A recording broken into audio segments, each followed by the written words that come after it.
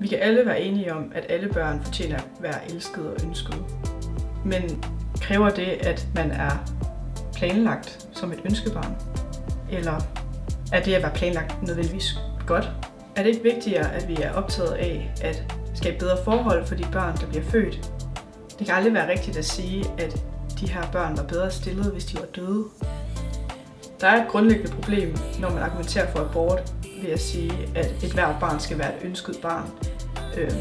Man går nemlig ud fra, at den ufødte ikke er en person, og at den ufødte ikke kan tælle med som et barn.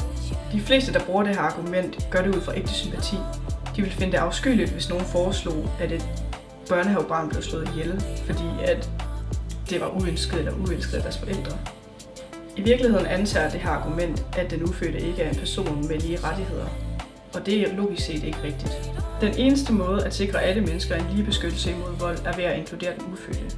Om man er uønsket eller ønsket, retfærdiggør ikke vold imod et andet menneske. Og fosteret er jo et ligeværdigt menneske.